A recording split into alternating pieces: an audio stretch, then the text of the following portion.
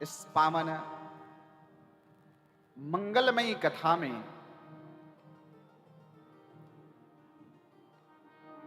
गत दिवस हम लोगों ने महात्म्य के प्रसंग में यह श्रवण किया कि श्री नारद जी महाराज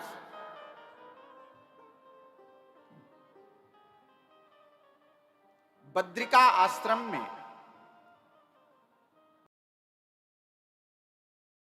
सनकादिकों के समक्ष उपस्थित हैं। यह सनकादिक कौन है? तो कहते हैं पंचहायन संयुक्ता पूर्वेशामपि पूर्वजा। ये सनकादिक हमेशा 5 वर्ष की अवस्था में रहते हैं, लेकिन यह पूर्वजों के भी पूर्वज हैं। इनकी आयु देखने से पता नहीं चलता। और इन सनकादिकों की विशेषता क्या है? तो कह रहे हैं कथा मात्रैक जीविनः। इनके जीवन का आधार ही केवल भगवान की कथा है। ऐसे सनकादिक बद्रिका आश्रम में श्री नारद जी को मिले। नारद जी से कुशलक्षेम पूछा। नारद जी ने बताया कि हे ऋषियों, मैं क्या बताऊं अपनी चिंता का कारण।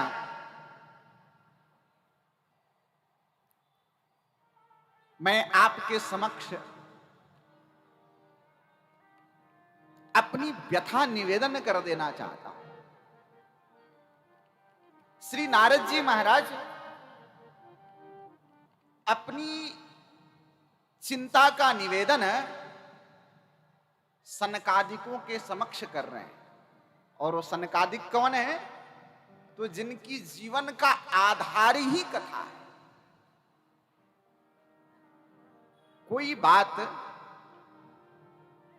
कहीं निवेदन करना हो तो भगवान के भक्तों के समीप, भगवान के समीप यदि अपनी व्यथा का निवेदन करें तो शायद भगवद अनुग्रह प्राप्त हो जाए। ऐसा ही मानस बना करके श्री नारद जी ने सनकादिकों के समक्ष अपनी बात रखी। कही कि महाराज, मेरे मन में इच्छा हुई कि मैं सत्संग करूं, मैं कथा सुनूं या कथा सुनाऊं। ये मेरी इच्छा हुई। जैसे यहां के भक्तों के मन में इच्छा हो गई कि भाई प्रत्येक वर्ष श्रीमद् भागवत की कथा श्रवण करें, ऐसे ही नारद जी के मन में यह इच्छा उत्पन्न हो गई। नारद जी कहते हैं अहम तु पृथ्वीं यातो ज्ञात्वा सर्वोत्तमामिति। अब बता रहे हैं कि नारद जी कहां कहां गए। पुष्करम च प्रयागम च काशीम गोदावरीम तथा। कहे मैं पुष्कर गया,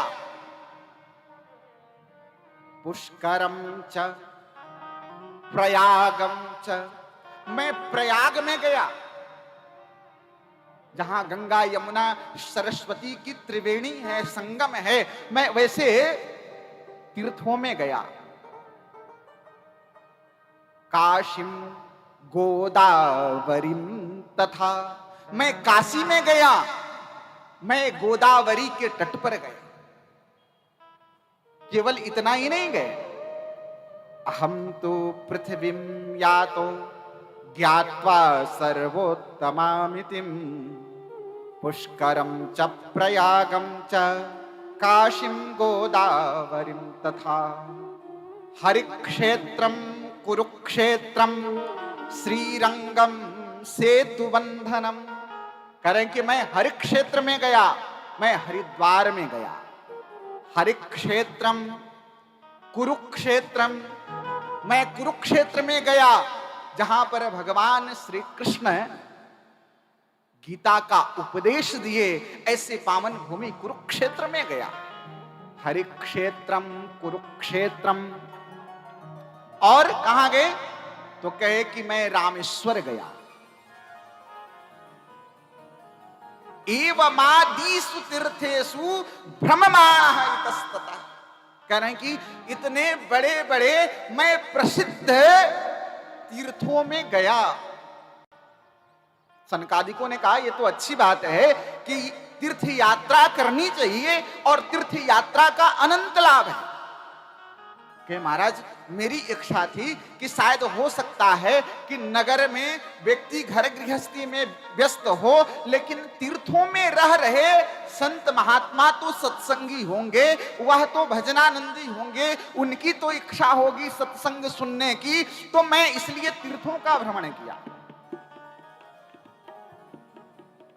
लेकिन मुझे एक भी व्यक्ति सत्संग करने वाला नहीं दिखाई पड़ा। एवमादिषु तीर्थेषु भ्रममाणः इतस्ततः